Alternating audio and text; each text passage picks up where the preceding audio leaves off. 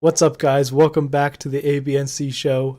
My name is Zain Hashmi, and I'm joined by, as always, by Josh Sharp. Josh, how you doing, man? Yo, yo, yo, what's up? I'm sorry. Uh, hi, what up, man? What's up, man? How you doing? What's up? Today is actually a very special day on the ABNC show. Today, usually we talk about comic book movies, comic book TV shows. This past weekend was Star Wars Celebration, and we had our very own Sean Hussey was there on the floor, and he is joining us today. Sean, how you doing, man? I'm doing great. Let's talk some Star Wars. Talk some Star Wars. Let's Hey, Star Wars fans. So this is kind of like a switch up from what we usually do. So this will be interesting. So I mean, yeah, the big thing was Star Wars Celebration happened. Sean, you were there. Like, just Yeah, kind it's of great. talk about like what you did, like what was the experience like? Yeah, so this was my third Star Wars celebration, which was awesome. This time I did a lot of the panels, which of course we're going to get into. A lot of the news pieces were stuff that I was covering for the media bite. But when I got to go on the show floor, it's great. You know, you always see a ton of people in costume. They have tattoo artists who are doing tattoos, which is Hey. they always do phenomenal work. I got to meet a bunch of cool people on the show floor. Some YouTubers, both Star Wars Theory and Star Wars Explained. I'm sure if you're a Star Wars fan, you probably know who some of them are. Mhm. They're really great YouTubers. Shout out to them, I guess. As well as a bunch of Lucasfilm employees. Leland Chi, who diehard Star Wars fans will know, is part of the story group. A really big contributor to StarWars.com. His official title is Keeper of the Holocron, so he has the whole database memorized of every planet, species, character, all that good stuff. It's a lot of Um, freaking knowledge. oh yeah, this dude knows everything. It's insane.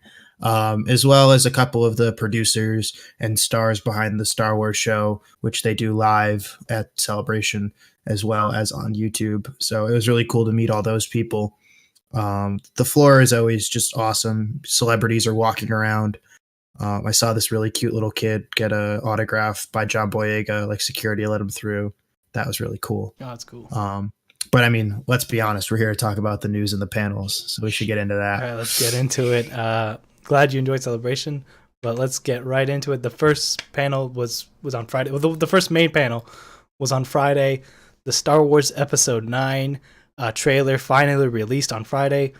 J.J. Abrams was, I mean, obviously there, and he revealed some key details regarding the story. The title is Star Wars: The Rise of Skywalker, and the Emperor is back now. Yeah. Yeah. Yeah. Yeah. Who wants to go? Who wants to talk about it first? Let's go for it. All right. I mean, I was there. I'll go for All right, it. go ahead. So seeing it live was absolutely insane. They showed a sizzle reel too. I don't know if that got streamed of just like about the entire Skywalker saga. There was a quick glimpse in there that we didn't see in the trailer of the Tantive 4 from Episode 9. At least it looks like the same type of ship, which is really exciting. We don't know how that's going to be included, but glad to see that ship's back. We'll just get right into the trailer. I mean, the panel was good. We got a lot of information. They still haven't confirmed the amount of time between Episode 8 and Episode 9. The cast was really cool. Actually, no. Didn't John Boyega say that it takes place like a year after? Yeah, they said some time Last takes place, Jedi? like a few Yeah. years. Or like a Yeah, year. they definitely. We know that there's some distance. I don't know what they said afterwards, but JJ was really important. Like he really wanted to make it clear on stage that they didn't want to get into the exact amount of time, because then even Daisy Ridley tried to bring it up again, and JJ was like, let's hold off on that for now. Mhm. But we know that like throughout this gap of whatever, Rey has been reading the Jedi texts, which is cool. They hinted at that. But as for the trailer, I mean, we could go into super speculation, but we'll just look at like what we have on the surface. We get to see some new Force abilities from Rey. We've seen Jedi jump, but never anything like that over like a speeding TIE fighter. Seeing the Emperor was back. So many theories, so many speculations about that. The Emperor, as I said, Princess Leia or Carrie Fisher. They talked a little bit about during the panel about how they never considered using a CGI version of her or recasting the role. It was always their intention to use pure Carrie Fisher footage for that character in this movie. Just a lot of cool images that we saw. Just little things that I think have been since released online. Finn and Poe look really cool. They look like they're about to go on a safari. That's kind of exciting. Oscar A lot of Isaac cool looks stuff. like freaking Nathan Nathan Drake. Drake, Damn it. yeah. I'm down Yeah, for that he- shit, bro. Yeah. Like, give me that movie. Like, I understand that they got freaking Tom Holland playing a young Nathan Drake for some apparent stupid reason. I think that's dumb, but give us an Oscar Isaac, Nathan Drake, please. Somebody.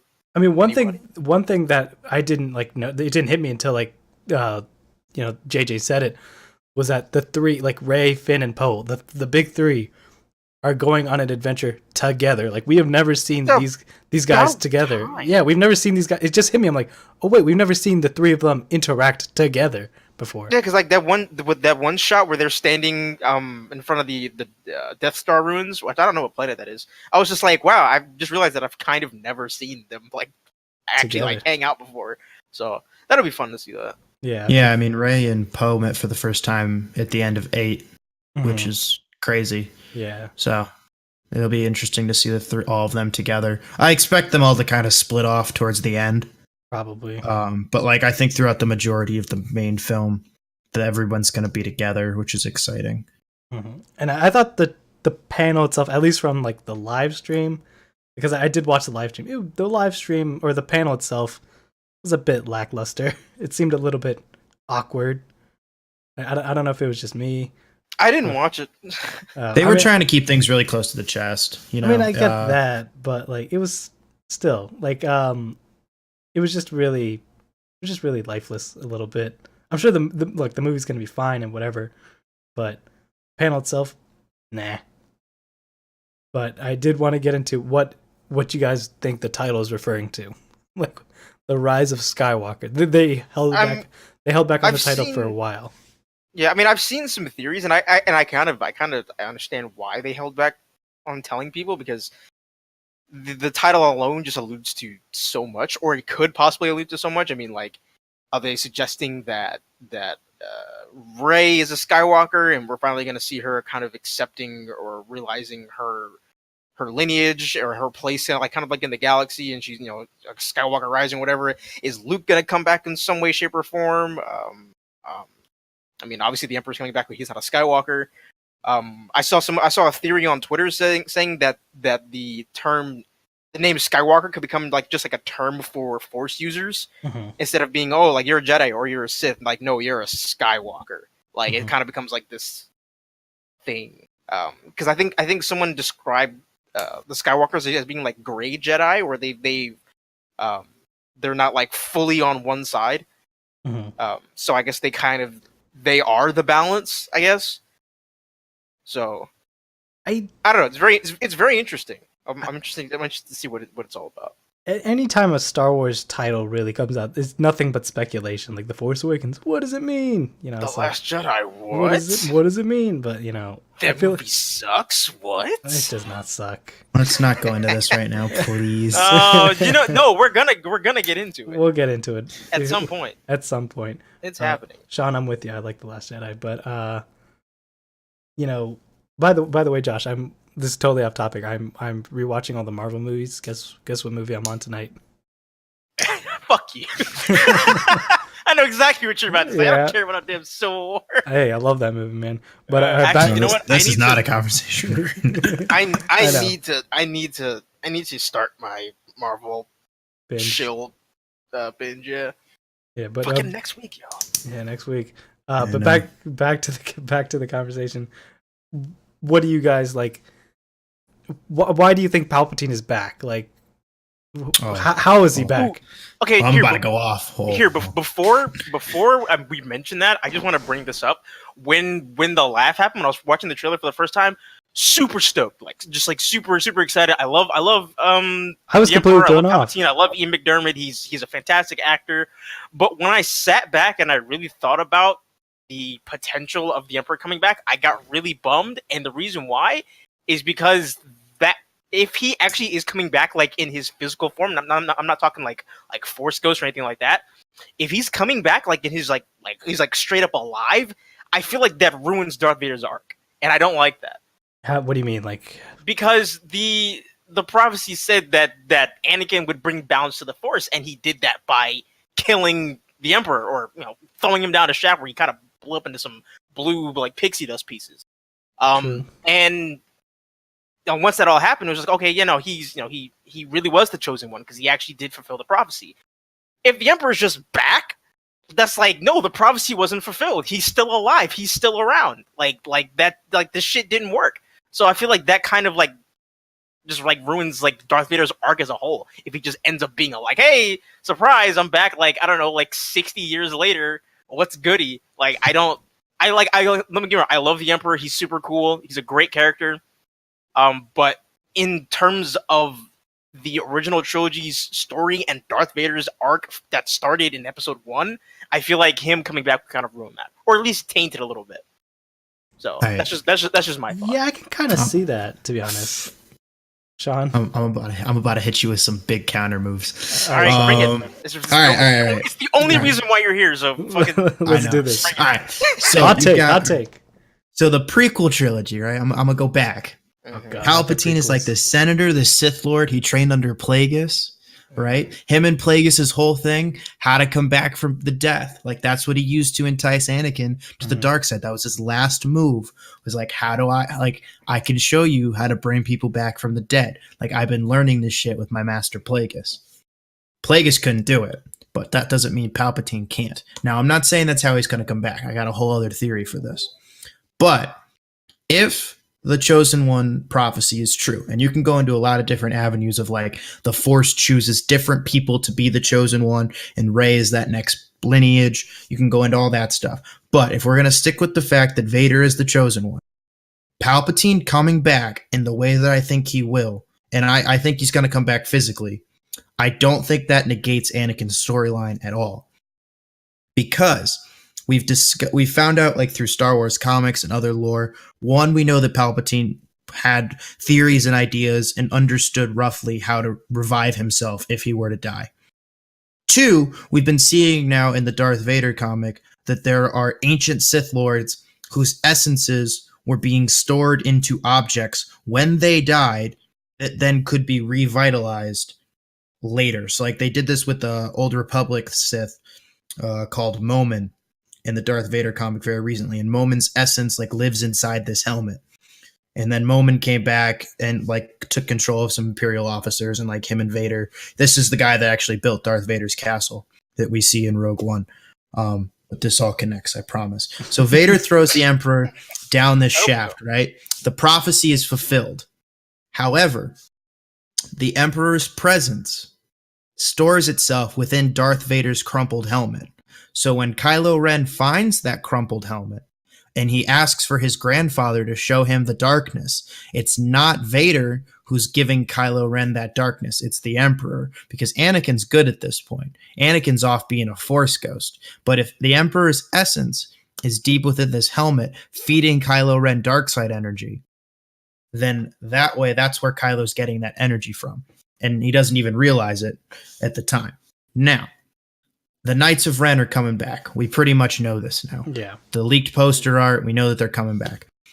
What we've been hearing in the deep web of Star Wars rumors, the dark side web. Oh God! That the Knights of Ren, have been off in the unknown regions, looking for ways to bring Palpatine back. And we know from Battlefront 2 and Star Wars. Another one of the comics, that Palpatine had all sorts of contingency plans, and he had different outposts on like nearly every planet in the entire galaxy. One of which is super important on Jakku. Like one of his most important bases was on Jakku. The Knights of Ren, I speculate, have been looking for a way in the unknown regions to bring Palpatine back. And they're going to get the helmet of Darth Vader, and there's going to be this MacGuffin that we already know is happening throughout Episode 9, where our central characters are chasing the Knights of Ren, because the Knights of Ren are trying to bring Palpatine back without Kylo's knowledge. And they're going to do it through the Essence Invader's helmet and whatever our MacGuffin is. And Palpatine's going to come back in some physical form, and Kylo's going to have to be redeemed, and they're going to fight Palpatine together and the Knights of Ren.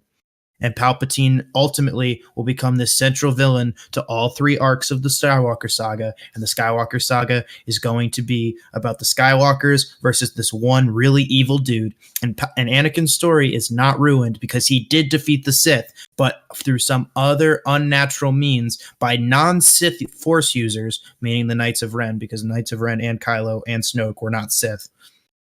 We're able to bring Palpatine back through Palpatine's contingency plan. And therefore, Palpatine, I guess, would still be a Sith. But at this point, I feel like he's so far beyond what the Sith and the dark side even is that he's probably just pure dark side anyway. And that Vader was able to eradicate the Sith. But now this is something different, something darker that ultimately Kylo Ren and Rey have to destroy in order to save the Skywalker saga and the galaxy and end the saga. Damn. Damn, buddy, you really went in with all that shit. I did have an idea while you were saying that though, and this kind of ties into the title. You know, you said like they kind of have they're kind of like Horcruxes in a way. Like if you've ever seen that or read the Harry Potter movies, they're like Horcruxes.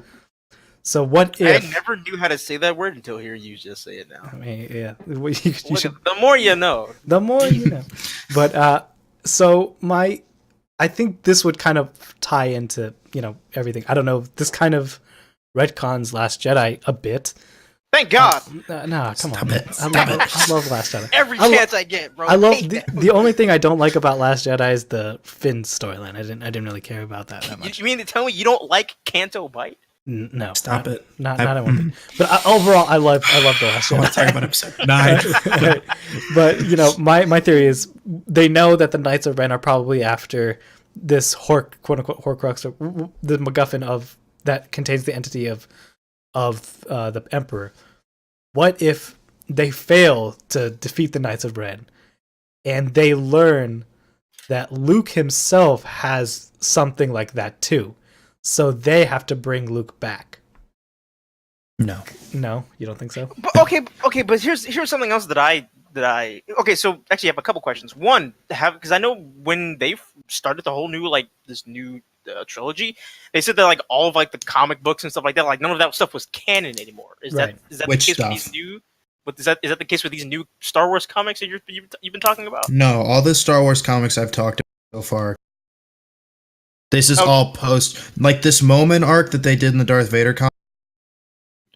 It was either late 2018 or it's this year. It's very recent. Okay. And we know that they've been setting things up because even we'll get into this later, the Fallen Order video game, they've been setting stuff up for that and the Darth Vader comic for years now. So okay, so and also you mentioned that you're speculating that the Emperor figured out a way to revive himself, right? Or he had some sort of contingency plan to do it. Right. If you remember in episode 3, when he was talking to Anakin, he was like, yeah, to cheat death is a power only one has been able to achieve. But if we work together, I'm sure we can discover the secret. At that point, he didn't know what to do. He was just like, yeah, bro, I don't know how to revive myself, but if we might be able to figure it out. I don't know. Or he was lying. Yeah, he was lying because Palpatine is a master manipulator, and that's true. Despite the also. Yeah. Yeah, go for it. Go ahead. Sorry. No. We know from other. I know I'm going super lore heavy here because this is all canon stuff too. We know through Star Wars Rebels and other comics as well. Palpatine, because he didn't have to worry about the Empire taking shit over, he just let the Grand Moffs and the Stormtroopers go off. He didn't care about that stuff. He wanted the power, but his concern from post Revenge of the Sith. Pretty much up until the first Death Star is destroyed, his whole game was to find relics and to find things to give him eternal life and eternal power.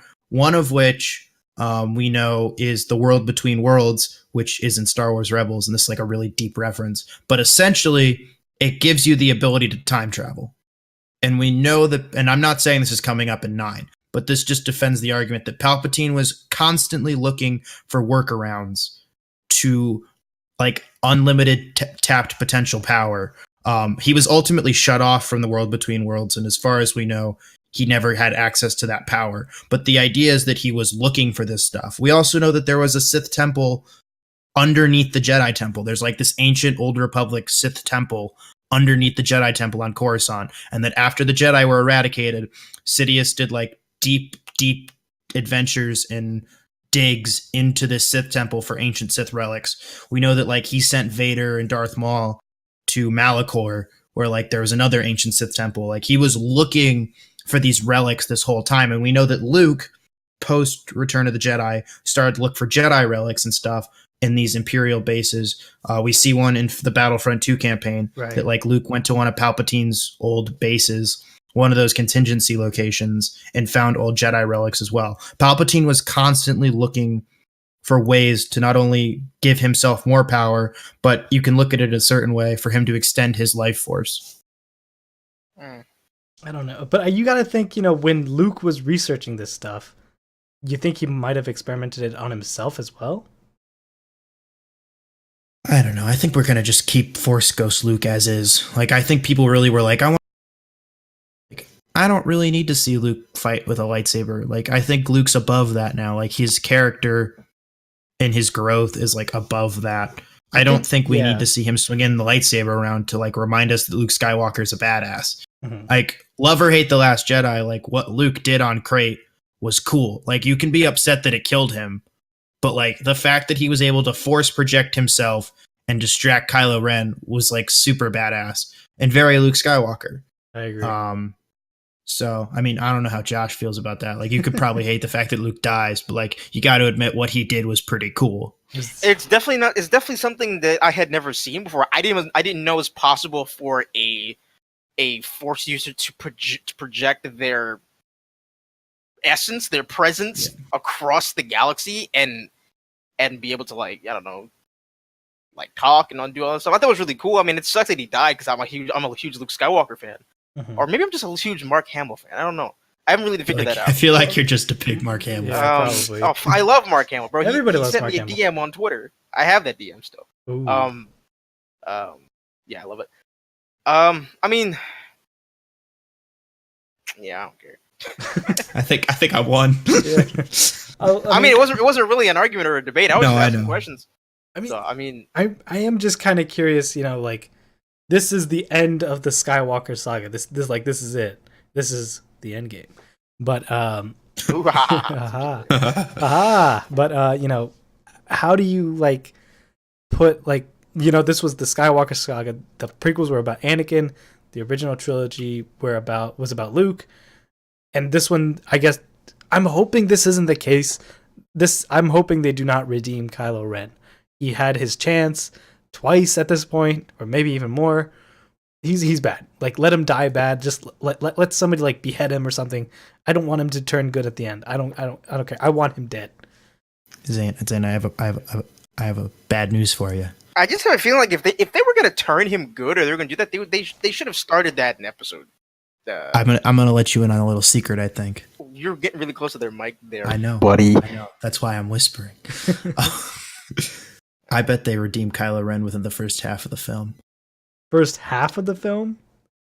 I'm telling you, that scene we see in the trailer of him flying his TIE fighter at Rey, he's training. Is he Rey. The one? He's not fighting Rey. He's training Rey. I guarantee you. Is he fighting that heli? I mean, is he fighting flight? I don't think piloting that TIE fighter. Sorry, I don't think he is. But if it is him, why wouldn't he just shoot at her? That's not an effective battle strategy. The dude's training Rey. I bet you this is the final battle on Jakku, and he's training her for the fight. And he's like, I'm going to fly this ship at you, and you're going to jump over it. But, like, what train for what fight? Like, against who? If they have to fight Palpatine. Like, what would Palpatine be doing in a TIE fighter? Yeah, what would jumping over a TIE fighter What I'm saying is she's learning how to use the Force and using abilities, and, like, okay, look at how Palpatine's fucking swinging around in Revenge of the Sith. You're telling me that, like, that kind of but you're not telling me that kind of Force jump wouldn't be fucking useful with that dude twirling at you with his golden lightsaber. He's so old now. Like, he's not going to be jumping like that right now. I don't know. Maybe they're going to revive him. It's going to be Matt fucking Smith. Maybe Matt Smith's young Palpatine. I forgot he was in this movie. Know. But I don't know. Matt Smith said he wasn't going to be in the movie, but Matt Smith could be a fucking liar for all I know. No, Matt Smith is in the movie, but I think JJ and everybody said that Ian McDiarmid is the one that's coming back as Palpatine. I mean, he came out and he was just like, roll it again. Yeah, that was I'm so mad that you saw Ian McDiarmid in person. I didn't. Hmm? I mean, I was in the other room. I was in a different room, but it's okay. Actually, I did see him in person at the Phantom Menace panel. You weren't and like the main auditorium or whatever. No, not for episode 9, but I did see him at the Phantom Menace panel, so I lied. I did see him in person. Did he do any Emperor voice shit? Yeah, well, he talks like the Emperor practically, and Yeah, then he did practically a little bit. It was pretty sick though. I'm not gonna lie. Damn. Was Hayden Christensen there at all? Yeah, he didn't come out for anything, but he does signings. Shit's expensive too. It was like $200. Damn. Although he said he didn't control that. This is a different story. Yeah, He said he wasn't in charge of his pricing. Yeah, that's like all management and all that. But Yeah. I don't like sand. But okay. I love him. I'm just going to say this because like I know Sean, I know you don't want to talk about it, but like one of the things that I really liked about the trailer is I felt like it was like sort of retconning a few things from The Last Jedi because I do not like that movie. I mean, I agree what do with you. What do you mean it's retconning? Like, huh? Like, what do you mean by like what in the trailer is retconning The Last Jedi? Well, one, I think, Kylo fixing his helmet after it just purely from a generic standpoint, having him like destroy his helmet and then having him build it in like the next movie or just put it back. Oh wait, that was an accident. Hold on, so let me get these pieces back. Like that doesn't make any sense. It's the same thing with Thor losing his eye in Ragnarok and then in Infinity War. Oh hey, I just happen to have this eye. Here you go. It's really it doesn't really make any sense. I don't like Last Jedi. And I have another counter for you. And another thing, I'm not saying it was the main like line from the film, but it is definitely the probably most popular line from the film was the whole like let the past die. Mm-hmm. This entire episode 9 literally just feels like the past coming back to bite everybody. Like, hey, no, the fucking the Emperor's coming back to kick all y'all asses. Fucking yeah. So I like. So I agree with you, Josh. Yeah. Like not on your opinions, but I agree that it feels very much like they're trying, like JJ's kind of going back on that idea of like letting the past die. I agree with you. But I feel like with the Kylo Ren building his helmet thing, that's just like more of a he's the one that killed Snoke. He is now the. I've got a good thing for that. Yeah, you go. He's the supreme leader. He is now the supreme leader. Still I feel like that's more of like a symbol like of the mantle kind of. He is now the supreme leader. Like he is. I hated that that Snoke died, but with the Emperor coming back, I can kind of forgive it because I'm just like, hey, it's the Emperor, you know, like. Yeah. Do you think I did want to bring one thing up? Do you think the Emperor is coming back because Rian Johnson killed Snoke? No.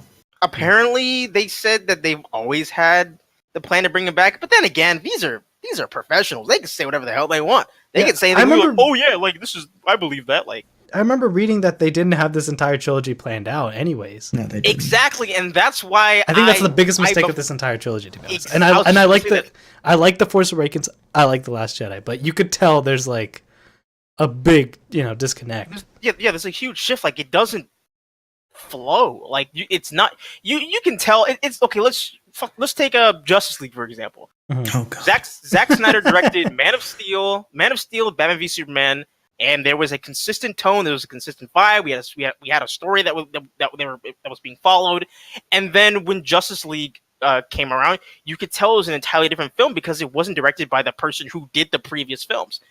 Jumping back to Star Wars, the Force Awakens is an okay film. I kind of see it as a new hope for a new generation, and I accept it as that. I don't think that I think that was a wise choice. Mm-hmm. It was a safe choice. It was the first time that Star Wars has been on the big screen in since 2005. Yeah. With 10 years. Clone Wars. But we don't like to talk about that. With the animated movie. Yeah, I mean, it was on the big screen. Yeah, it did. I would count that. It's a movie. Maybe.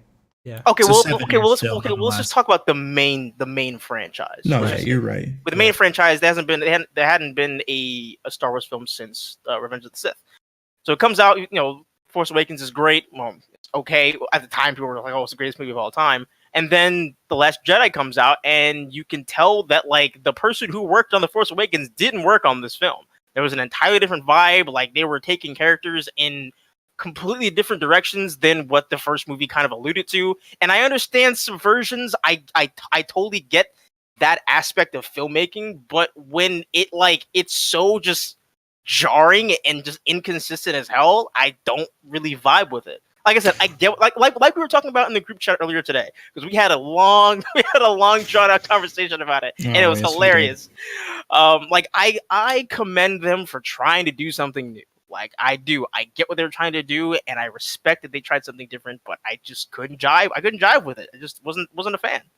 But I'm glad that and Sean, you even mentioned that like JJ had no idea, or somebody mentioned in the group chat that JJ had no idea where to take the franchise after 7, because according to his knowledge, that was the only film that he was doing was 7.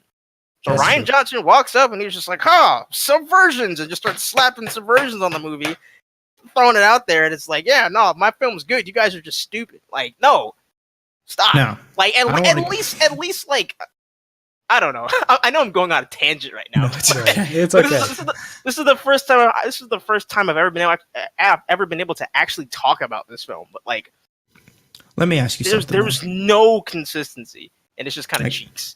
I got a question. Go for it. I gotta take a sip of this Sprite. I don't want to like jump down like the Last Jedi hole, because we have a lot of Star Wars Celebration to talk about. Mhm. But do you not like the last? Okay, do you like the Rey and Kylo Ren stuff in the Last Jedi, and you just hate what they did with Luke and the Canto Bight stuff, or do you not like any of it?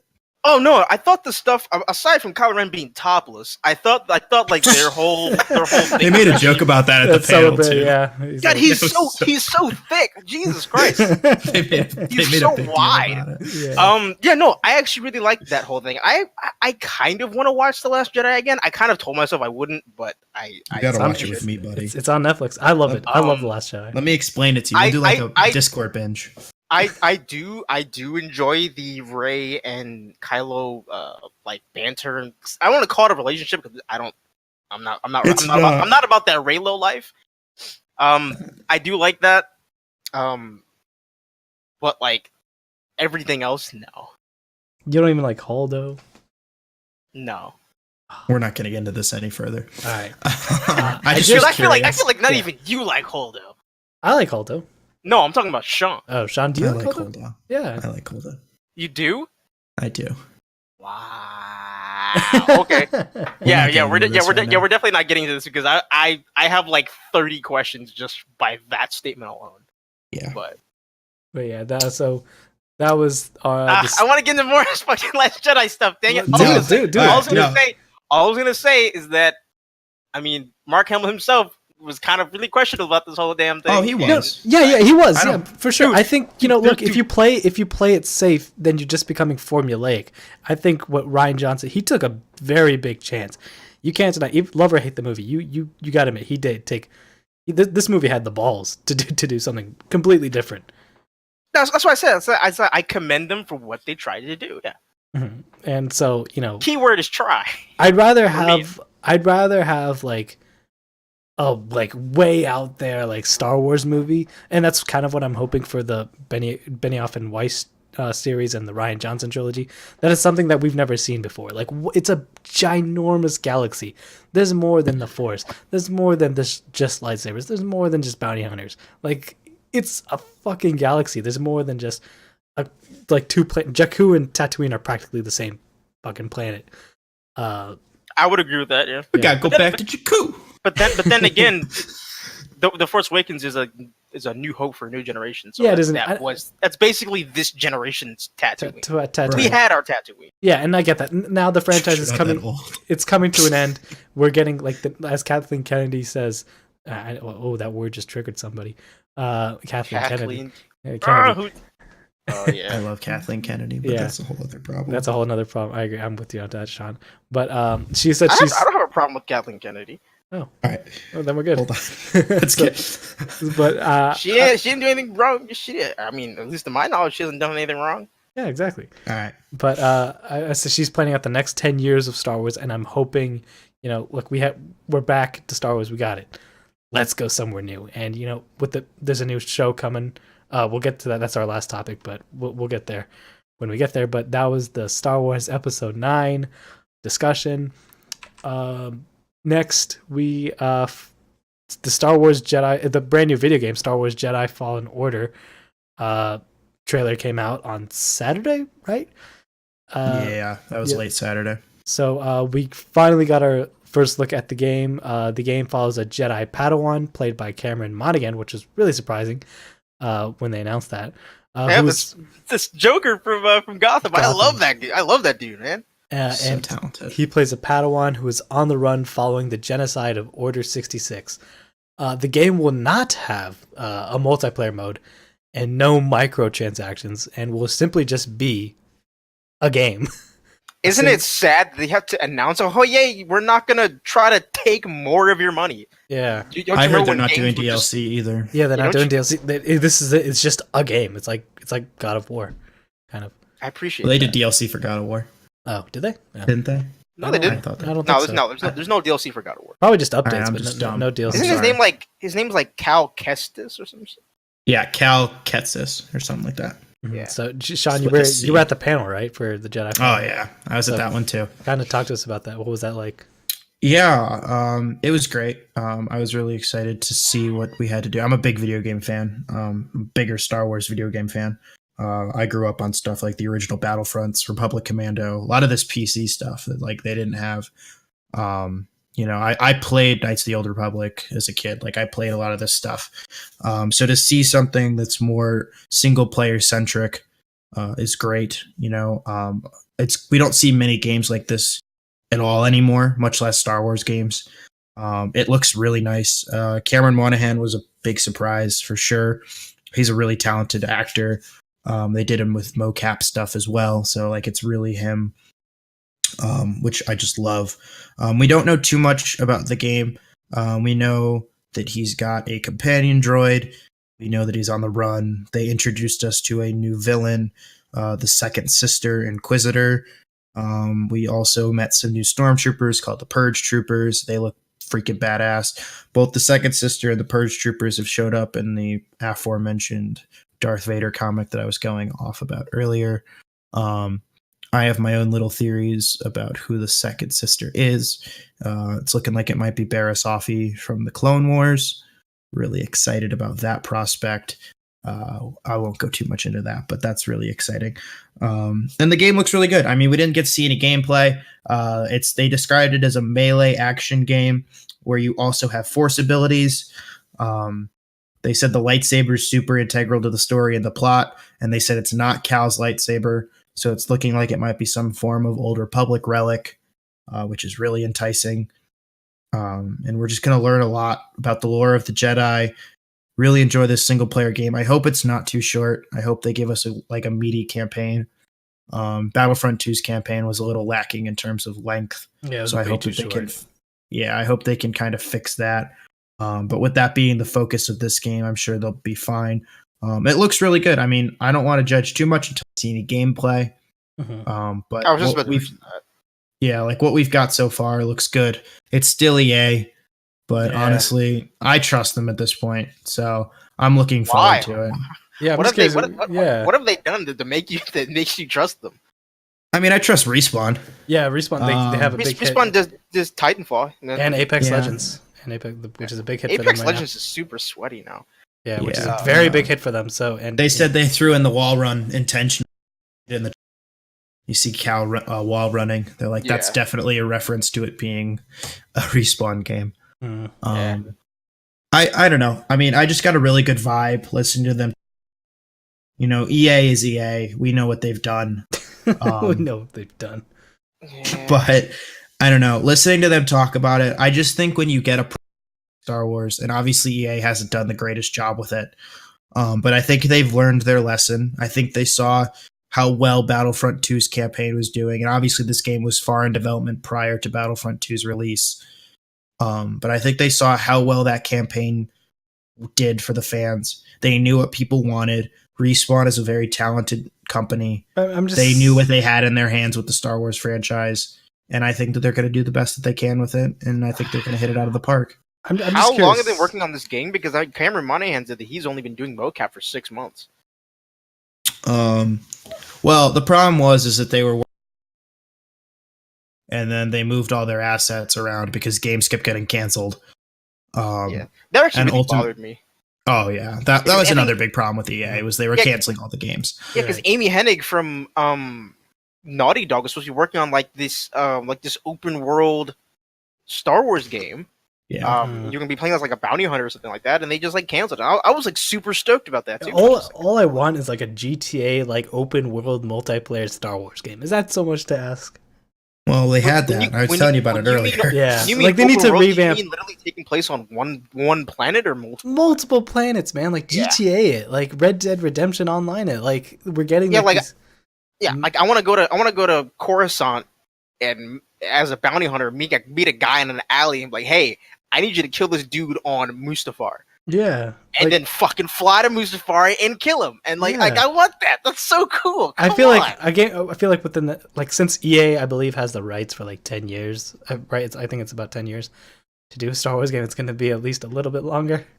So we I would say EA needs to relinquish the Star Wars license and the Madden license because those Madden games have been sucking ass. And I like my football game.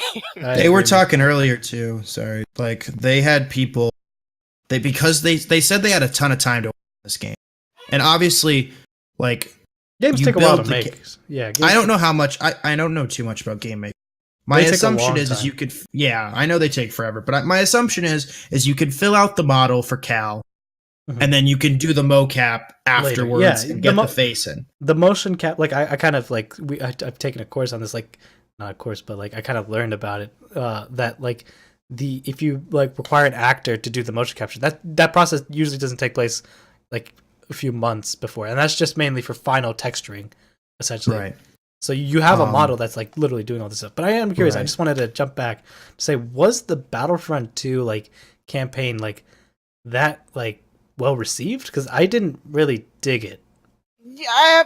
I mean, it's funny that you say that, Sean. That you said that people like really enjoyed it because I just thought it was just super lackluster. Like Yeah. it was super predictable. Like I knew that eventually the person you'd be playing as would defect from the Empire. Like, oh hey, we're good guys now, and then like it was just and then the DLC that came out where you play as her from as like older Yeah, or whatever. her Like, daughter. yeah, like that was cheeks. Mhm. Like I I mean, like think, I get what they tried to do. Like it looked great. Yeah, the graphics were amazing. Nobody can Yeah, dispose. because it's I forget what engines run. I think it's Unreal 4. I think it's I don't Unreal know. Engine 4. But the graphics, you can't deny the graphics are great. Even for both Battlefront games, I thought they're pretty overall, but the graphics are amazing in both games. Yeah. Yeah, I think my point with that was, I mean, I think the complaints with Battlefront campaign was that one, it was short, and yes, it was a little predictable. But I think overall, people were like, yes, just give us more of this. Like, we want to play single player. We want to play as characters we like. We want to shoot, like, MPGs, or, you know what I meant. No, I don't. No, what is it? Oh, NPCs. Sorry, non-playable characters. Like, we want to shoot dummy stormtroopers. So you mean like it's like a step in the right direction? Right. So, like, people were like, this is cool. It's not enough. Mm-hmm. But, like, this is what we like. But Because we'll as the take it. reviews for Battlefront were coming out, the initial reviews, they were like, the campaign's great, but short. A little predictable from a story point. But, like, the campaign flowed well. Mm-hmm. But the multiplayer was super lackluster, and the microtransactions killed the game. Right. So, you know, if they listened, I mean, obviously Fallen Order was way in development prior to this. But we knew, you know, people liked the single player aspect. They wanted more of it. People were asking that since EA got the license. Right. You know, they were happy Battlefront was back, but they're like, we want more than just Battlefront. Mm-hmm.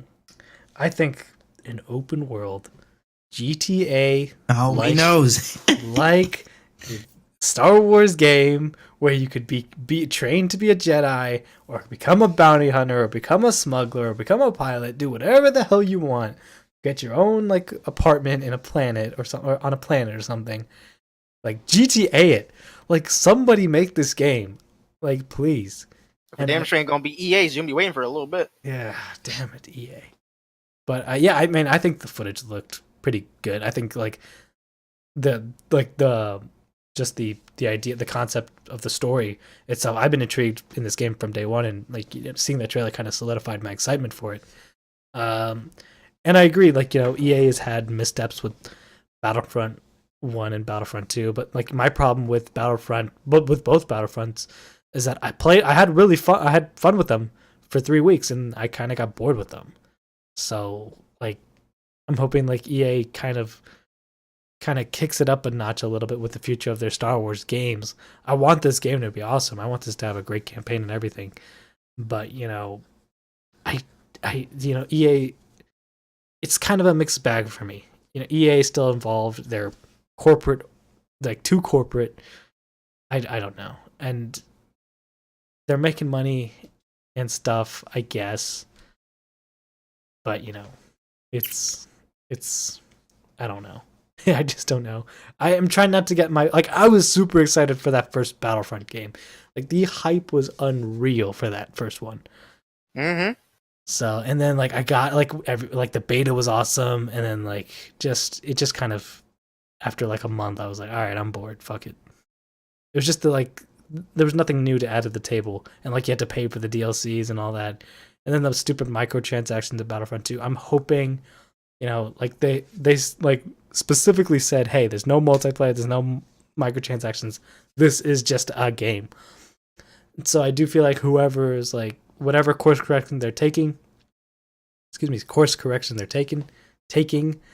I feel like it's a good step in the right direction. I'm hoping. EA, do not fuck this up, please. And fix your Madden games as well. Fix your fucking Madden games. And your FIFA games. I don't know if anyone here is a Please. FIFA fan, but... Oh, yeah, you're on your I'm own just with glad it's going to be on PC. Oh yeah, I'm getting it for my PC. That's for sure.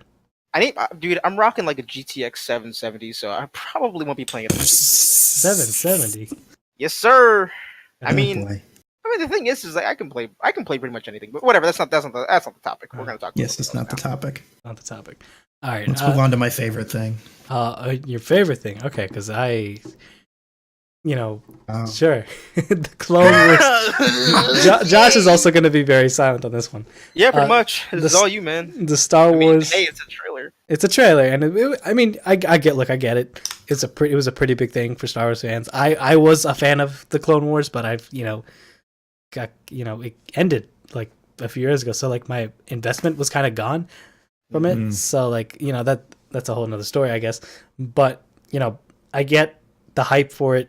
The Star Wars Clone Wars Season 7 trailer debuted at Star Wars Celebration. I also think on Saturday, the same day as that Jedi Fallen Order. No, that was Sunday. Oh, this was Sunday. Okay, so we got our first, well, I guess second look at the highly anticipated revival of the fan favorite animated Star Wars series for one last season, airing exclusively on the new Disney streaming service Disney Plus, sometime later this year.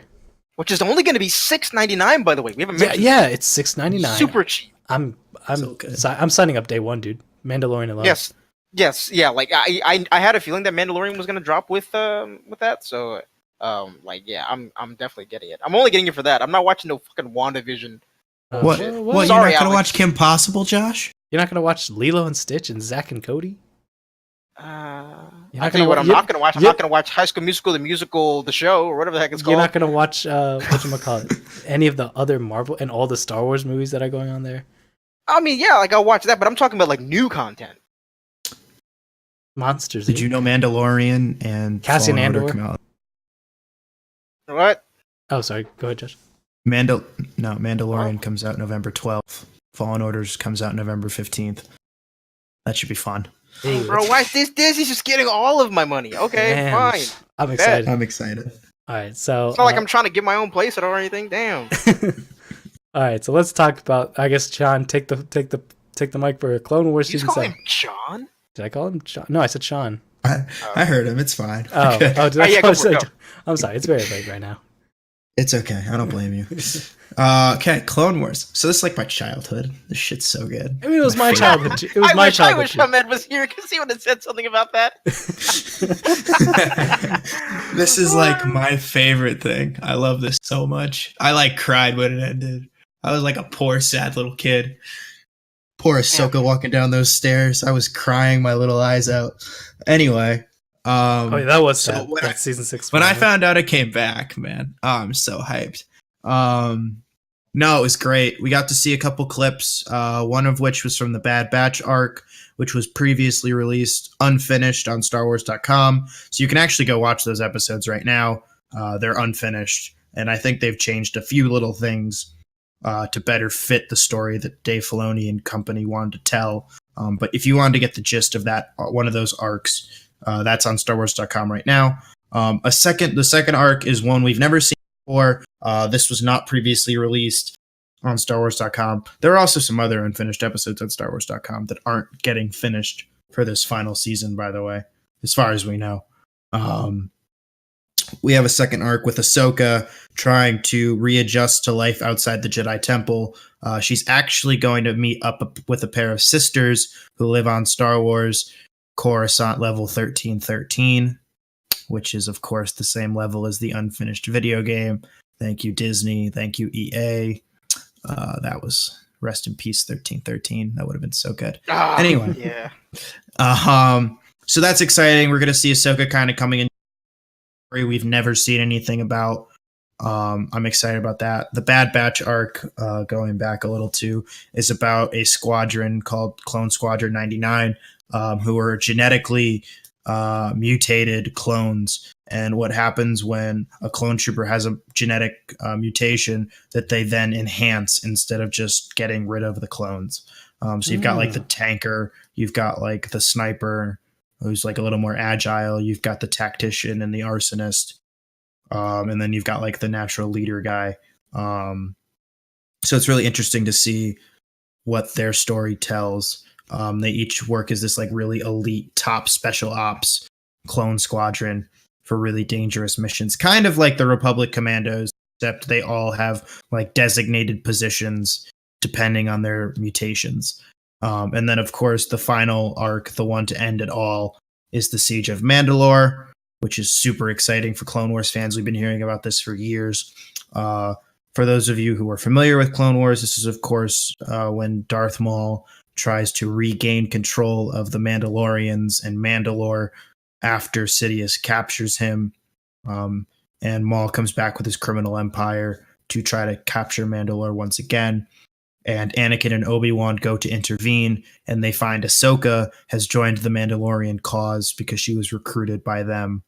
And ultimately, Anakin and Obi-Wan are pulled away to go save the Chancellor because it ties right into Episode 3. And Ahsoka is left with a small battalion of the 501st who paint their helmets orange in remembrance of her and in recognition of her leadership. And she ultimately leads the clones into the final battle where she ends up having a really cool lightsaber fight with Darth Maul that we will see on screen. They actually had Ray Park. Yeah, they're having Ray Park come back to do motion capture for that fight, which is super sick. I did not know that, actually. That's kind of cool. Yeah, they announced that at the panel. Ray Park came back and he choreographed the fight and with Dave Filoni, and he did the motion capture, which they animated over. So it's really Maul fighting Ahsoka, which is super exciting. Okay, you know what? I just said I probably wasn't going to check this out. I might have to check out that episode. It's so cool. I might have to I'm really excited to finish the other like 5-6 seasons that I haven't watched. Gotta get on it, Josh. It's going to be on Disney Plus soon. Yeah. Or I'll just ship you the DVDs. I was like, Disney Plus is launching until November. I don't really want to wait that long. No, yeah, I'll ship you the DVDs. I mean, they're not Blu-rays? They're probably Blu-rays. I just say DVDs. Sorry, just have it. It's a thing of the past. I know. Let the past die, Sean. Yeah, come on, man. No, I'm almost done with Clone Wars. And then that ultimately leads into 66. And we know from Star Wars Rebels, both Captain Rex and Ahsoka make it out of Order 66 together.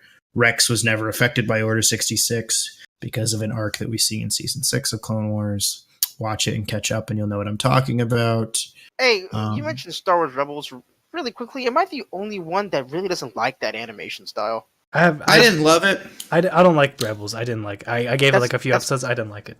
Yeah, that's the reason why I don't watch it, because I don't like the animation. Rebels has some of the best Star Wars content I've seen, like ever. I haven't even seen the entire series. But the stuff with Thrawn the World Between Worlds, which I mentioned earlier with Palpatine, the fight on Malachor between Ahsoka and Darth Vader and Darth Maul was super freaking cool. And then, of course, Twin Suns, which is the episode in which Obi-Wan and Darth Maul duel for the final time on Tatooine. I saw that fight on YouTube. That was such a pussy fight. We're not getting into that because I will defend that fight till the death. But we don't have time for that. That's a different. I'm gonna have it on in the background while you're talking, Sean. Hold up. Okay, we can talk about this a little bit. Are you looking up the fight, that Obi-Wan fight? Yeah, it's really cool. It was. I want Josh to watch it before I defend it. I want to watch.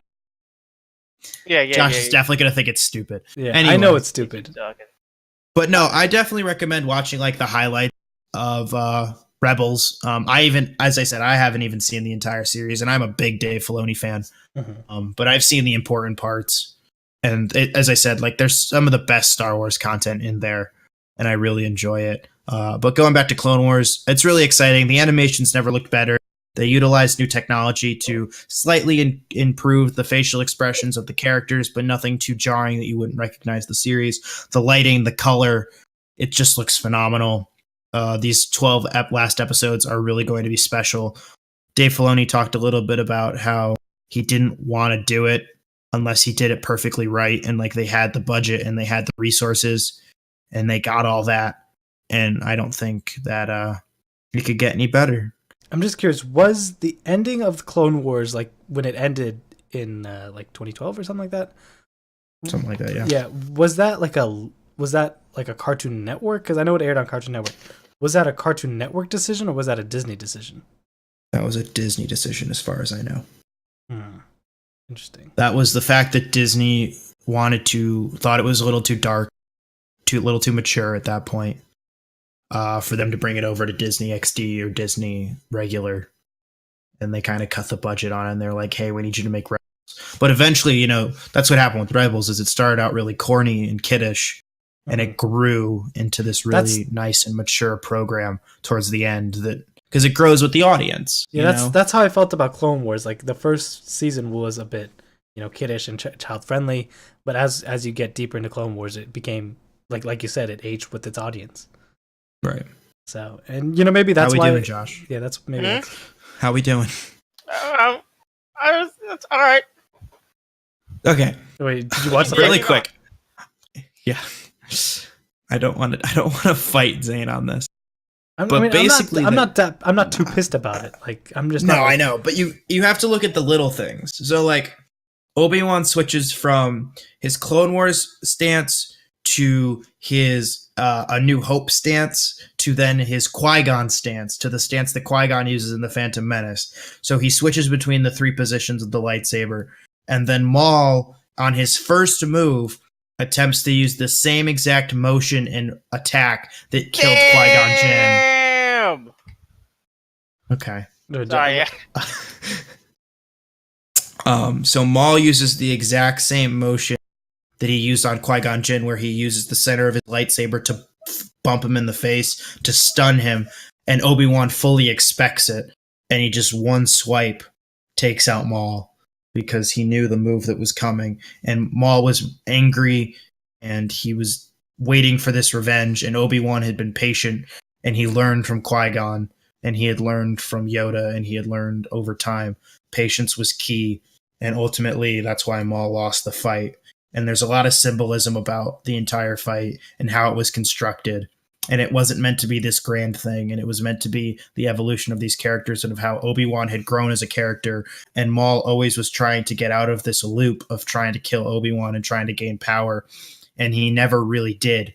And ultimately it led to his downfall, because he was so obsessed with killing Kenobi that he wasn't thinking about anything else. He had multiple opportunities throughout the Clone Wars and Rebels to escape that life, and he ultimately chose not to, and he died for it at the hands of Obi-Wan. Okay, to be fair, when I saw like the clip, I'm like, again, I've only seen the first season of Rebels, the first bit of Rebels, so like I didn't know like the context about like why Maul was going specifically after Obi-Wan and all that.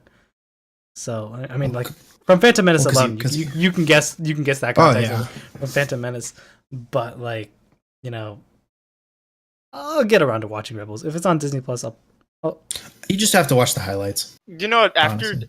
After you mentioning or just explaining that fight, it makes I actually like that. Oh, I know. That's why it's good. I love Yeah. it so much. I actually like that. That's cool. I'll have to give it All I'll right. have to give it another watch myself, but we have to move on. Yeah, we do. That was the Clone Wars. Star Wars Galaxy is Galaxy's Edge. Yep. Disney Sounds like unveiled. a phone. It sounds like a phone. Disney unveiled their grand plan to incorporate Star Wars to their popular theme parks. Star Wars Galaxy's Edge will include rides, props, cantinas, and more.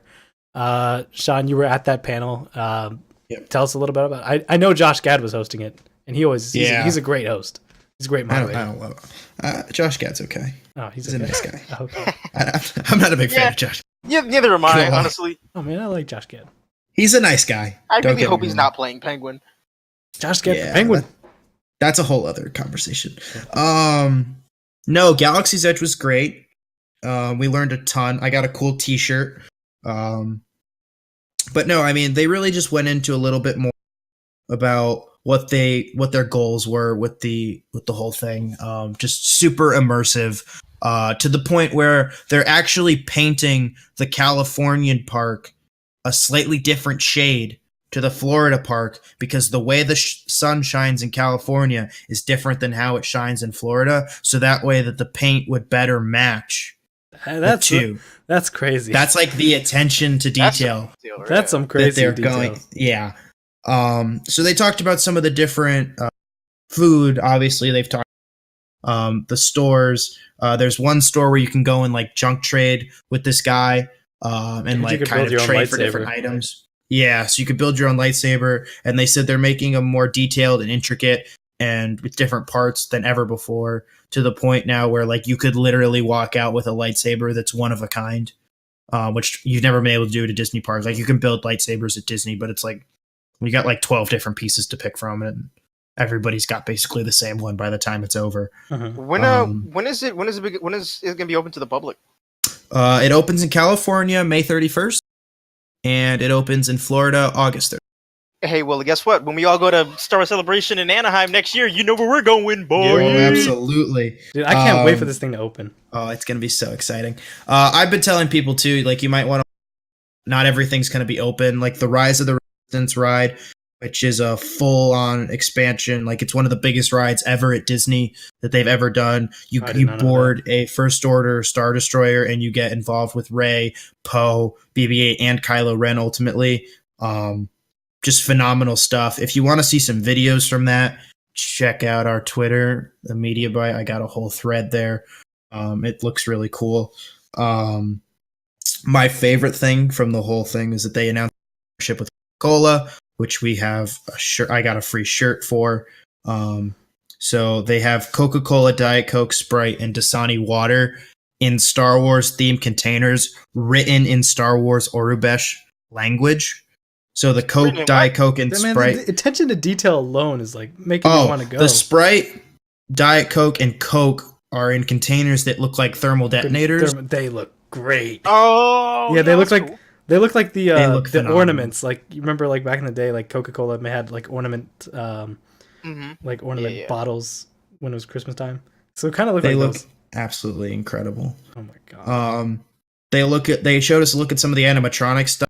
Hondo Inaka from and Rebels and a bunch of other stuff. He's like the main central figure of this area. And when I tell you the animatronic stuff, that this character, it looks like a person. There's a video on our Twitter. Yeah, I seen check that. it out. Yeah, there. I saw that. It looks insane. They did like other little detail stuff. Like they flew out like a sound team to Kenya just so they could get the voice recording of this same actor who was a pilot in Return of the Jedi, because they wanted the voices to match.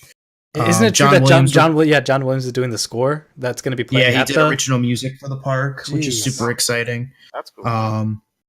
They teased that you might be able to hear Frank Oz at the park. Some Force Ghost stuff might be going on. You might be hearing things. There was this thing I read, and I think I read it from your thread, that there's going to be like a storyline that you could follow on your phone when you're there. Yep. Yeah, so through the Play Disney app, you can hack, translate, scan, and tune different items in the park.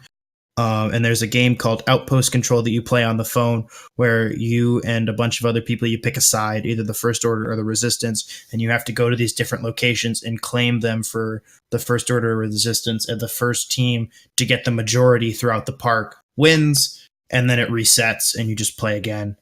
And they had this really great opportunity, which I didn't take advantage of at Celebration, where you could record your Star Wars stories, and they were going to store all of them within a physical Jedi holocron that's going to actually be inside the park. So if you were at Celebration and you recorded a certain story, you are actually a physical part of the park. Man, that's so dope, man. The amount of resources really that exciting. Are going into this.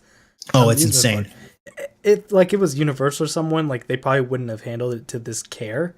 Like it's nuts what they're doing with this thing. Like we've only heard like we only had the idea of what it was probably going to be like only a few years ago, but like now as we get closer, it just seems so unreal. Like this is like exactly it's a month and a half out. Yeah, it's like this seems like everything I've like wanted since like if you dreamt of like a Star Wars land at Disney World, this is it. Like oh yeah, like this is it's that and more. Like it looks fucking unreal. But it's insane. Yeah, it's going to be a while before I can get in because, you know, everyone's going to want to go day one. Yeah. So, yeah. Fuck. I didn't even talk about the Millennium Falcon ride. Oh, there's going to be exciting too. Wait, there's going to be a Millennium Falcon ride? Oh, yeah. Yeah, so in your queue line, you're going throughout the Falcon and where you're in the room with the holo chest, and they've designed it so like you go while you're waiting in line, certain sections of the Falcon you can check out, and then you're in the cockpit using Unreal Engine technology from the video games. And there's 6 seats in the Millennium Falcon cockpit, 2 pilots, 2 gunners, 2 engineers, and each person has like their own job. Pilots obviously fly, gunners gun. Wait, is this the waiting line still for a ride? No, this is the ride. Oh, this is the ride. Okay. The ride is when you get in the cockpit. Okay. And you have like a gunner, a pilot, and an engineer, and the engineers have to press buttons and fix things if you get shot at. And basically it's using the Unreal Engine technology to fully adapt on the move. So like as you hit things, like the ride will react differently every single time. And it follows like a plot of you trying to fly the Falcon around, trying to destroy TIE fighters. And depending on how well you do, depends on how well Hondo rewards you. So like if you do a bad job and you get shot up a bunch, the hallway as you exit will actually be like damaged, and there'll be like sparkling lights, and like you're not gonna be able to see much, and like panels will be falling off. And if you did a good job and the ride and you kept the Falcon clean and out of danger, like the hallways will look still pristine and clean, and like you didn't do any damage. That is nuts. The level of detail is insane. Yeah, dude, it's like, insane. Holy shit! I can't wait. I'm so excited. I should have tuned into this panel because, like, holy shit. Yeah. Did they have like concept art and stuff like that too? Yeah, I posted some stuff on the Twitter. They teased some stuff about how like they're using like old pod racing engines as meat cookers, and like there's just so much little details. Like they said, like, you know, the Disney Imagineers work on the parks and are like the highest level Disney imaginative people for the parks. They said they've never done anything like this, and they don't think there's been anything like this in the world. Like even when they made the original Disney, like the attention to detail and what they were doing in terms of Easter eggs and just realism to make it this immersive, they've never done anything like this ever. I thought the Harry Potter stuff was cool, like the Harry Potter world at Universal. Yeah, this just trumps that, like hands down. Like I'm like before I was like, oh cool, Star Wars land, but like now that you're describing it, because I knew this was coming, but I didn't like pay attention to the details. But holy shit, this sounds like huge. And then somebody posted like a map of Disneyland or World, one of the two, and it was of like all the rides, and it shows like how much space this Star Wars, it's the biggest expansion. Galaxy Edge is taking up. It's just like more than half. It's about half of the entire Disney World, pretty much. Yeah, like almost half. It's nuts. Like holy shit. I'm excited. Yeah, I'm excited too. Disneyland. Plus the hotel in Florida. So there's no hotel in California, but the hotel in Florida is designed to be like a space station. So like there's no windows. Well, there's windows, but the windows, and you look out the window in space. And then the idea is you take a shuttle, which is like a space shuttle, and it's fully immersive and enclosed from your hotel to the park. So it's like you're going down in a spaceship to the land. from What your the space station fuck? hotel, and the rooms are designed like they're in Star Wars. It's not like silly like Nickelodeon hotel shit where like BB-8's on your blanket. It's like the Nickelodeon hotel, my childhood. I thankfully never went to one of those because my They're parents so knew that I cool, wouldn't though, like man. that. They looked cool in the commercials, but like looking back at them, like they're just Nickelodeon themed rooms. I forgot. Oh I my like God, brought look at back my some weird SpongeBob PTSD. yellow. I could put it up. Anyway, so like the idea of the hotel is like fully immersive hotel as well. The detail is unreal. Like holy shit. That's why I want to go to Florida, not Cali. Yeah, I'm 'Cause I going. want to I'm do the going to hotel. I'm gonna go to the Florida one. That's for sure. It's closer to me too. 8-hour drive. Right. Technically, the Florida one's closer to me, but like, Come on, Josh. It's We go only- to Anaheim. Yeah. I'll wait. I can wait. I can't. I'll do both. Mm. I'm dude. What's like totally off topic? When Celebration was in Orlando, I think 2 years ago, I had the chance to go, but I blew it because I was. We could have met up, bro. We could have met up. Oh, you were there in 2017? Yeah, this is my third celebration. So yeah. You lucky dog. But I'm excited. because it was Orlando was the closest like I was gonna get, and I was like, Yeah. I could, like it's only like an 8-hour drive pretty much, which is that's not a big That's deal. not that bad. Yeah, it's not. But oh well, we got one more thing, and this was by far, I think. Well, actually, the way you described Galaxy's Edge might have stolen the show, but like overall, in terms of the weekend, the panel and the content, like everything that stole the show for me at least, was the Mandalorian. I am looking forward to get to see it. Yeah, there's ways you can see it, but there's ways you can see it. I've been excited for this since day one, and I still contend to this day. I'm on the record. I am more excited for the Mandalorian than I am for Episode 9. Like, like the footage and like the way they're I would using. agree with that. Yeah, the way they're using miniatures, Jon Favreau's involvement, like his knowledge on of these Mandalorians. He's been like a Mandalorian guy since the Clone Wars days. The fact that Dave Filoni's involved, the fact that Taika Waititi's involved, Pedro Pascal, Carl fucking Weathers is in this show, Gina Carano, Werner Herzog, Taika Waititi is also starring in it. Like this like it looks like unreal. Like this is exactly what I wanted from a live action Star Wars show. So Sean, you were at the panel kind of talking about what was. I mean, like we can't forget. Yeah, we can't forget the other directing talent as well. Oh yeah, for sure. Rick Famuyiwa. Howard, Deborah Chow, Rick Famuyiwa. I think that's all of them. I think Dave Filoni is making his live action debut. Filoni's directing the pilot. Mm-hmm. Jon Favreau's probably directing one or two here too. No, the crowd energy was insane. I was, and this is no discredit to the Mandalorian, I was more excited for prior to Celebration. Wait, can you say it one more time? You kind of cut out. No, I'm sorry. I was more excited for the Mandalorian than I was for Episode 9 going into Celebration, and the Mandalorian was phenomenal. But Episode 9 really blew me away too, so I'm still a little more excited for Episode 9. But Mandalorian, we've never seen anything like this. Like, we thought Game of Thrones, even though I don't watch Game of Thrones, we thought Game of Thrones, yeah, it's a whole other story. We thought Game of Thrones like broke the mold for television. Like this is insane. It's got the budget of Game of Thrones. It's a slightly higher budget than Game of The Thrones. production quality is phenomenal. Yeah, like I believe the budget for the show is around $100 million.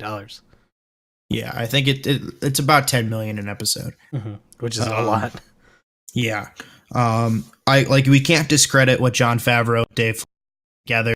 They mentioned at the panel that back when they first met, Dave Filoni was actually the first person to see Iron Man, like in the sound booth, and then Jon Favreau was the first person to see Clone Wars. So these guys have been friends since like early 2008 or 2007 when like they were still working on both those projects. Yeah, they seem like the perfect duo for a show like this.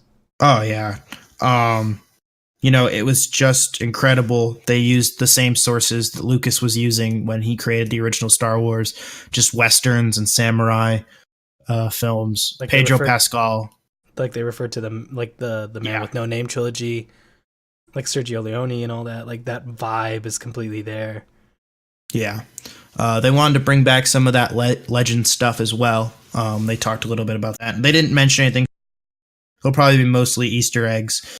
They released a ton of images of all the characters, some of which are out now. Others, I don't know how many they've released. They're keeping Pedro Pascal's Mandalorian character super secretive. He's not Boba Fett. I really don't think he's Boba Fett.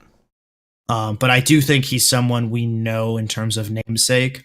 This goes back to animation, whether he's a Vizsla or a Ren. Those are different Mandalorian clans. We don't know, but he's probably somebody we kind of know in terms of namesake. Gina Carano's playing an ex-rebel shock trooper. She's kind of a loner. She's having a hard time readjusting to society post the Galactic Civil War. This takes place 5 years after Return of the Jedi. So she's having a hard time readjusting. Carl Weathers is playing Grief Migrat. He runs a guild of bounty hunters. He hires Pedro Pascal's Mandalorian for Werner Herzog's character, who we'll get into once we talk a little bit more about the footage. We saw a bunch of footage. We saw behind the scenes reel first. It's really exciting. I mean, the production value is insane. They brought on the 501st Legion, which is a fan group of Stormtrooper cosplayers who do charity work for both Lucasfilm and just around the country and the world. They brought them on board as extras, which is super nice of them. Yeah, that that's was really incredible. Cool. They described it because they ran out of extras and they ran out of Stormtrooper costumes, but I think they just wanted to do it for the fans. There's probably a mixture of both. Yeah, as you alluded to earlier, they're using miniature and special technology, which we have never seen, or we haven't seen in a long time. Some of the technology they actually had to invent for this project, in the terms of how they use the miniatures. As for the footage, yes, it's leaked online. You can go watch it. But we kind of see the Mandalorian meeting with Carl Weathers' character, and he sends the Mandalorian to Werner Herzog's character, who appears to be some sort of ex-Imperial officer of a high rank. He's well protected by stormtroopers. I wanted to know, it looks like they're on Tatooine. I think it's going to be Tatooine, but they just don't want to say it yet. It probably is it really or it could looks be like Tatooine. Could be Jakku. It looked more Tatooine-ish. And I don't think they're going to introduce a new another desert planet. Jakku. Yeah, which is super cool.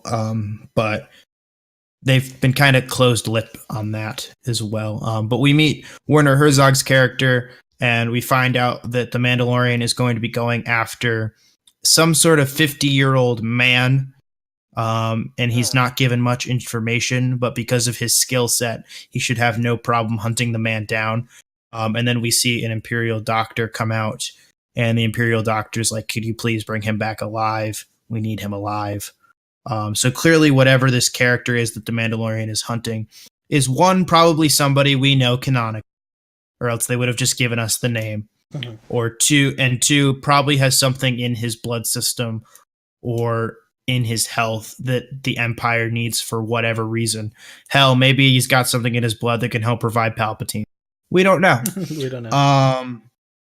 And then we saw more of a teaser. That's where that clip ended, to hunt this guy. And then we saw a trailer full of action. We see IG-11, which is the assassin droid that we believe Taika Waititi is playing.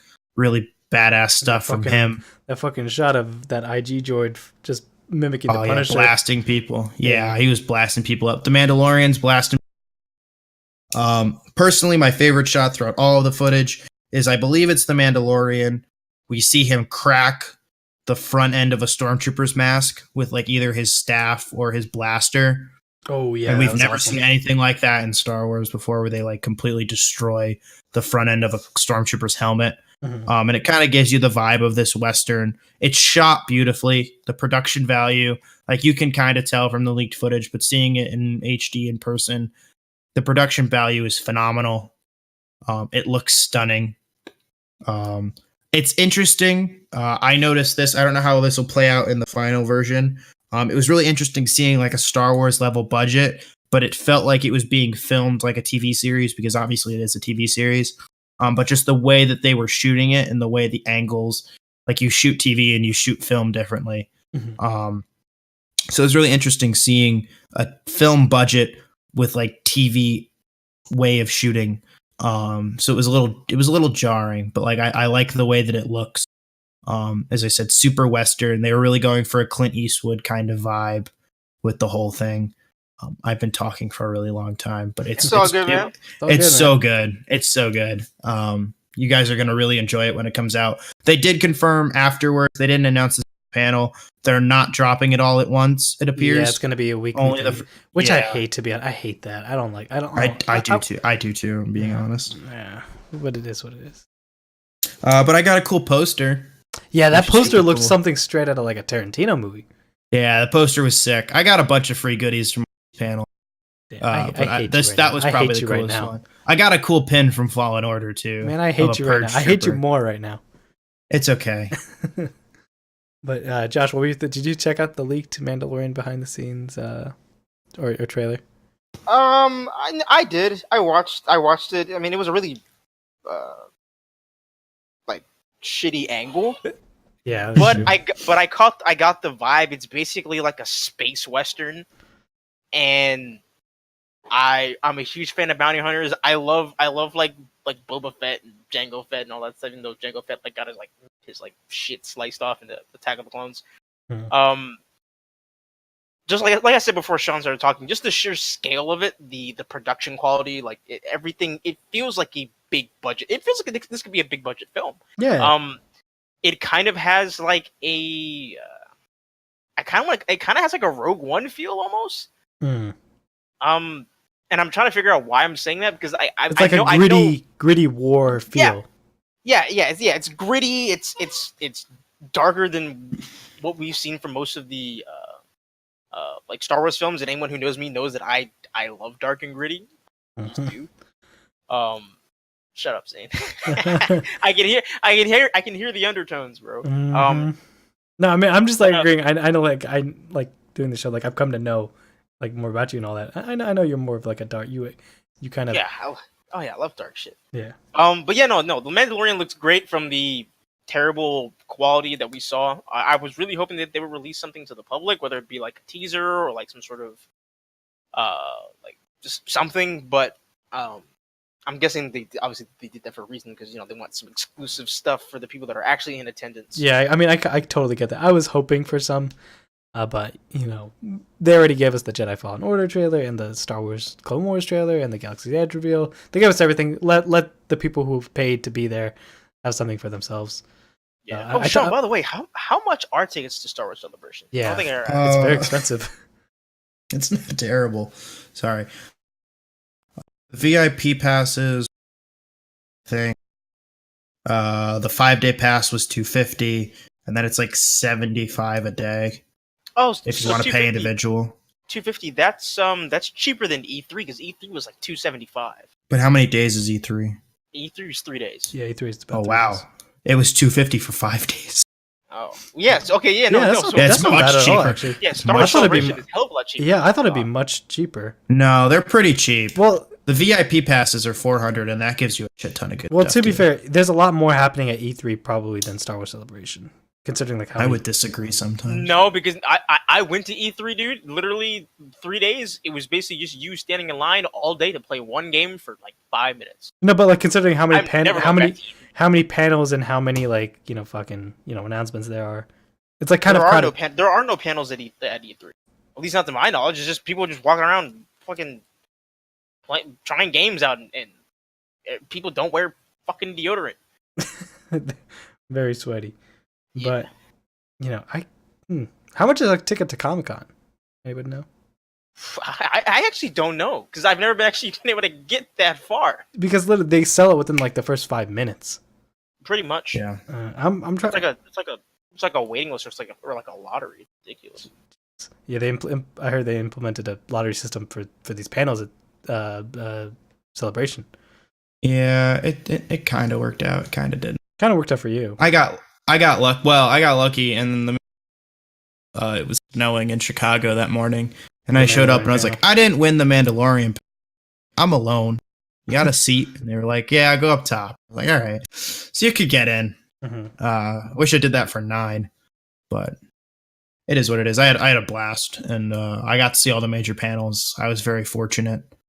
and I was able to see a lot of other stuff too. Saw a great talk with Alan Tudyk, who showed off a scene from the new Cassian Andor series, which was not getting a lot of coverage. Wait, really? I didn't even know about this. Yeah, it was like unfinished CGI from the series, and it was kind of a bit scene, so I don't think it's actually going to end up in the show. And it was basically K2 and the U-Wing like playing with Stormtrooper dolls. And it was really funny, and I don't think it's going to end up making the final cut, but I think it kind of shows the idea of what they're going for with the tone of the show. Wait, has this show started filming yet? Yep. They announced that at the Disney Plus event. It was actually a big selling. Oh, who's running the show? We don't know. We just know that they started filming, and Diego Luna's executive producing, and Alan Tudyk is back. I think they would have said who's running the show at this point if they're shooting and all that.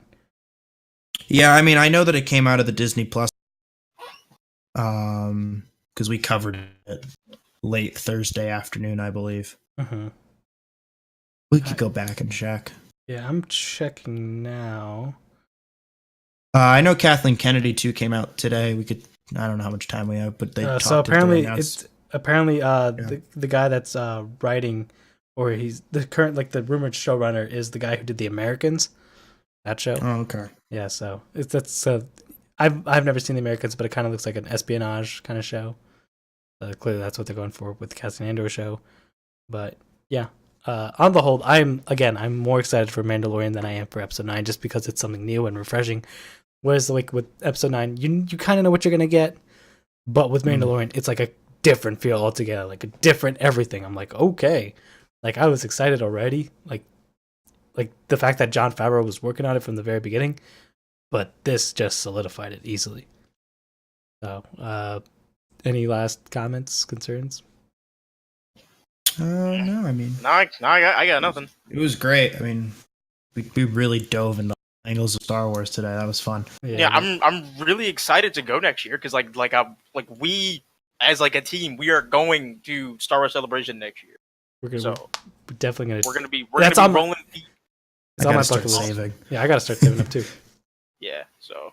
Yeah, when do tickets on Star Wars Celebration? So somebody else asked me this today. Tickets, I feel like they came out sometime in like June or July last year. June or July. Because I know it was after Solo came out.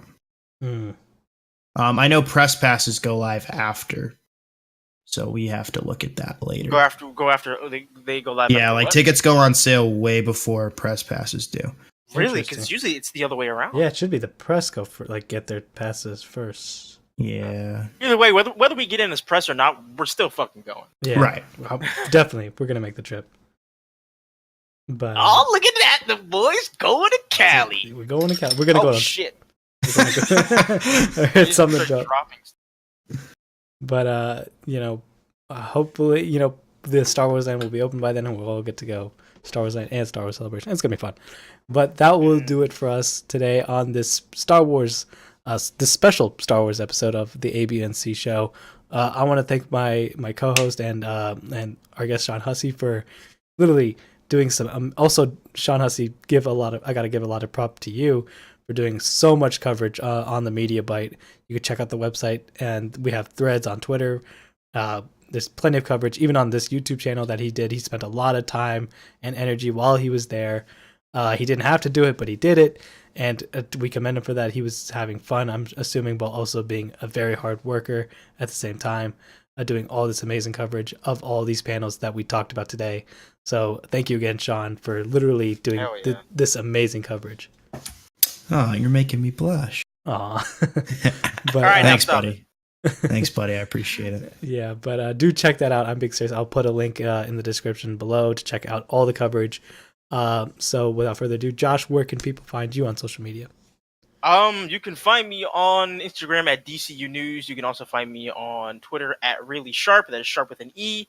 Also check out the Media Bite for all kinds of all the coverage that Sean did for Star Wars Celebration, as well as articles and all that stuff. And also, I'm just gonna head and drop this now. in the next couple of weeks, Sean will be launching a Star Wars centric podcast. That's right. Which will be hosted by himself, and I do believe he'll have another co-host with him.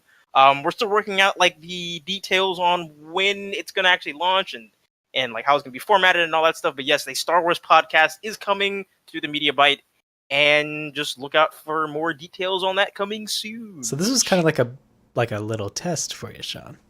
Yeah. I think I did all right. Yeah, I think you did. I think you did more than enough, buddy. I think you did more. Yeah, you got this down to a T. I think more so than us.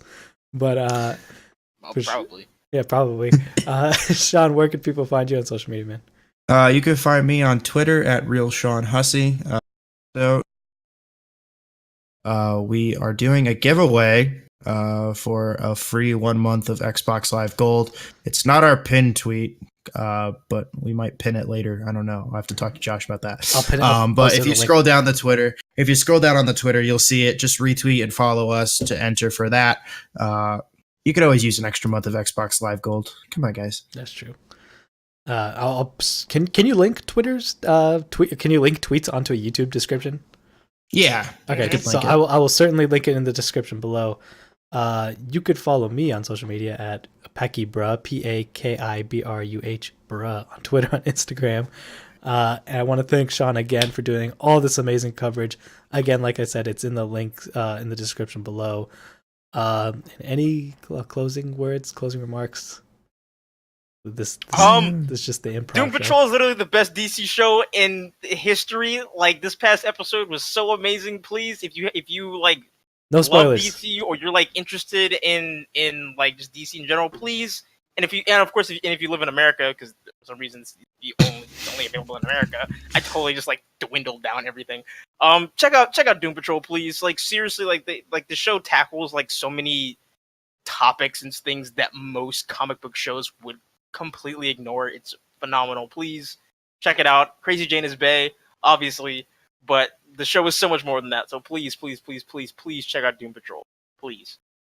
I'm gonna wait until it finishes. When does it finish again? I feel like I ask this all the time because you do. It finishes at the end of the month. Okay, so I'll be watching it pretty soon then. Because yeah. John, any closing remarks? Yeah. I mean, appreciate it. Also, just shout out to all the production people out there. I'm not plugging myself here, but just there's a lot of stuff that went into Celebration this weekend. Yes, you got to see your favorite stars. Yes, you got a lot of cool Star Wars news. But the team over at the Star Wars show live, making sure that the whole live stream went up and went well. The whole team over there. Not that I really know them all that well, but those production people often get forgotten about. They do all the hard work for everybody. So I just wanted to shout them out. Make sure to tip your waitresses. Thank you guys again. Tip your waitresses. Yeah, I feel like everybody who did coverage. Give your Uber rides 5 stars if they deserve it. Yeah, I did. I had a lot of Ubers in Chicago. We don't want to see that bill, man. No, you don't. It's gonna be. I'm sure it was all worth it at the end of the day. Absolutely. Yeah, and hopefully we'll do this next year in Anaheim. We will. Josh is paying for all the Ubers. You got it. Yeah, you're right. So that will do it for us, guys. And until next time, peace. Doses.